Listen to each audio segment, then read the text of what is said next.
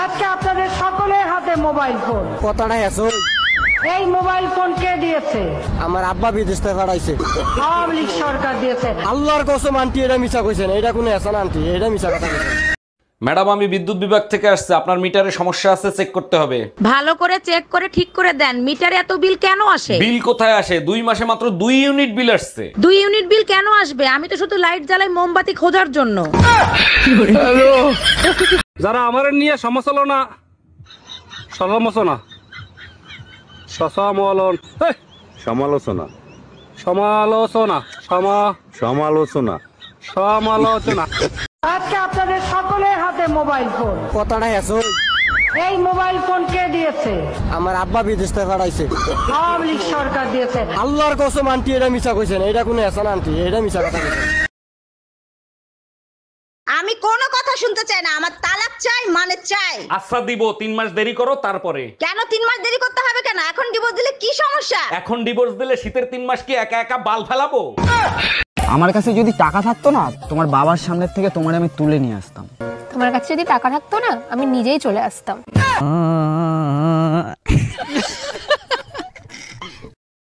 তোরে যদি সামনে পাইতাম তো চোখ দুইটা তুইলা লুডো খেলতাম। তুমি আমারে চেনো? না। আমি যশোর কোতোয়ালি থানা পুলিশ বলছি। আপনি আমারে চিনেন না। আল্লাহ বাঁচাইছে।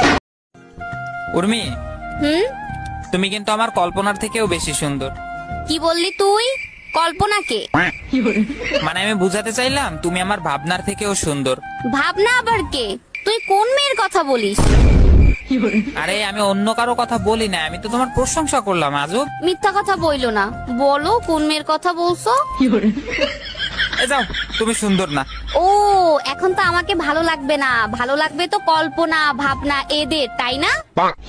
ধৈর্যের একটা সীমা থাকা দরকার। এই সীমা আবার কোন মেয়ে? আচ্ছা আপু, আপনি কি কারোর সাথে প্রেম করেন? সেটা জেনে আপনি কি করবেন? করার তো অনেক কিছুই আছে, শুধু সুযোগের অপেক্ষা। কি বলতে চাইতেছেন বুঝিয়ে বলেন। আচ্ছা ঠিক আছে, তাহলে আমি ঘুরায় পেছায় কথাটা নাই বলি। আসলে আমি আপনাকে পছন্দ করি।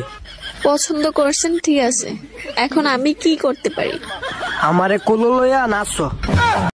এতদিনে বুঝতে পারলাম বড় হওয়ার পর বাবা কেন গায়ে হাত তোলে না। কারণ তিনি ভালো করে জানেন, যতই বড় হব পরিস্থিতির কাছে একের পর এক ধাক্কা খাবো। বল পাকিস্তান জিন্দাবাদ। কইলে কি আমারে টাকা দিবেন? এ যেভাবে কইতাছেন মনে আপনি আমার বাইন্দা রাখছেন। কি বললি তুই? হ্যাঁ ঠিকই তো কইছি। আপনি কি শুনেন নাই 1971 সালের ডায়লগ এমন মারলে লাভ আছে? আচ্ছা, বিয়ের দিন আমি কি শাড়ি পরছিলাম তোমার মনে আছে? না, কেন, কি হয়েছে? তুমি কি বিয়ে করতে গেছিলা না বিয়ে দাওয়াত খাইতে গেছিলা? আরে যখন কেউ গলায় দড়ি দিতে যায় তখন সে দেখে না ওটা আম গাছ ছিল না জাম গাছ ছিল। এই কি বললা তুমি? Bye bye, tata, good bye. সরায়া ব দয়স্কর দু ল আব্দুল রয়কার রা জয়কার যা কয়েকার কা বসিন্দ্র রাজা কা। ইস, রাস্তায় যদি 20 লাখ টাকা কুড়িয়ে পাইতাম, 2 লাখ টাকা মসজিদে দান করতাম। না না, 2 লাখ না, বেশি হয়ে যায়।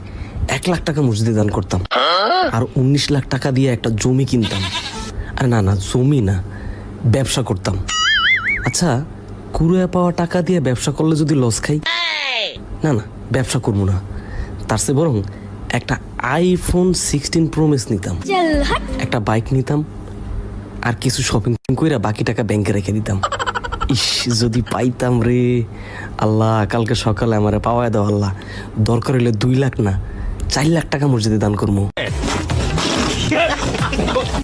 এই তুমি না গোসল করতে যাচ্ছিলা, এখানে দাঁড়ায় আছো কেন? টিভির সংবাদ শোনার পরে গোসল করতে আর সাহস হইল না। কি সংবাদ শুনলা যে গোসল করতে আর সাহস হইলো না? গতকাল রাতে ঠান্ডায় 7 জন মারা গেছে। আজকে গোসল না করলে 7 জন না 8 জনের মরার খবর আসবে।